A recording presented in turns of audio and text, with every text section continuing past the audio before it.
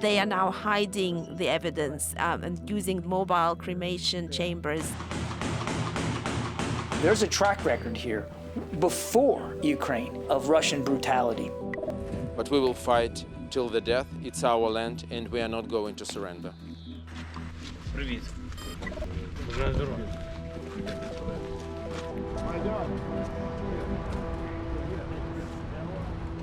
We are going to ratchet up the economic pressure, and we will continue to intensify week by week the sanctions on Russia. It symbolizes two significant factors. One, that it is safe enough for another world leader to travel to Kyiv.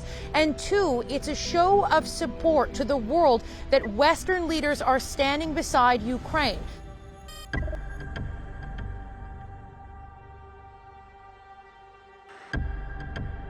Dvornikov had previously commanded Russian forces supporting the Assad regime in Syria. There's a track record here before Ukraine of Russian brutality.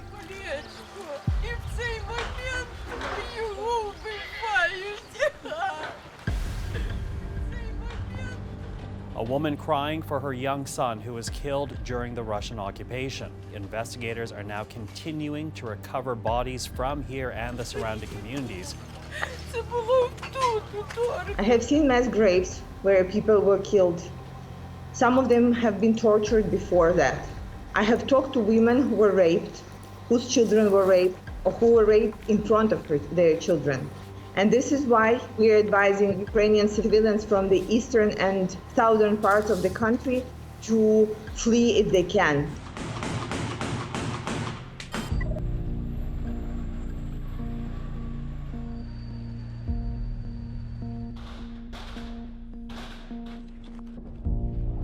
Ukrainian officials say Russian forces continue to target railways in the east.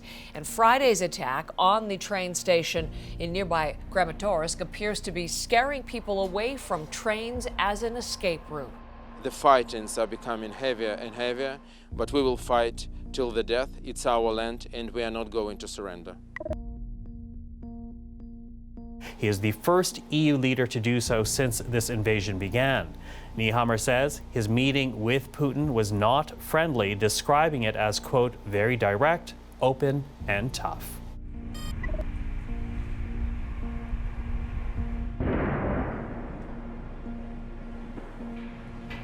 An international investigation is underway into claims a Russian drone may have dropped a toxic substance on the southern city of Mariupol. Since the emergence of the evidence of war crimes in Bucha, they are now hiding the evidence and using these mobile cremation chambers, and they're taking bodies out of Mariupol.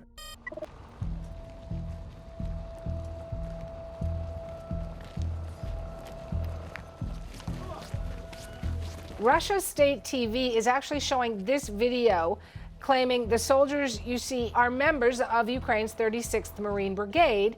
Now, just to be clear, there is no independent confirmation of this video yet.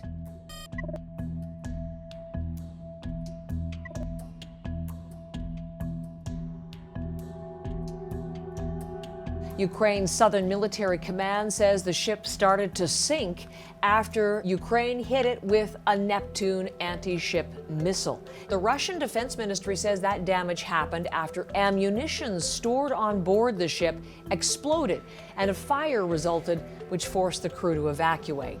Let's assume that the Ukrainians have struck it. That will send a very, very significant message to the Russian naval forces about how close they could potentially get to shore and pushing in additional troops.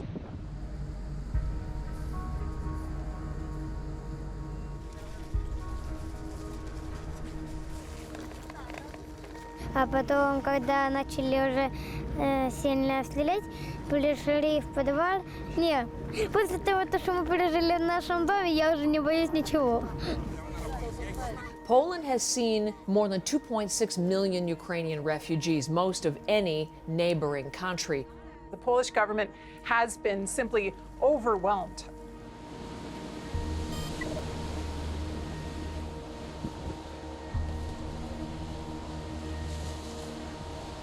Russia's defense ministry now confirms the guided missile cruiser Moskva is lost, but it still will not say the ship was hit by Ukrainian missiles. The sinking is being called a big blow to the Kremlin's military pride. Overnight, Russian forces did target the facility that makes the missiles. Russia is threatening more attacks on the capital and other cities. Все полностью, электрика, свет, все разрушено.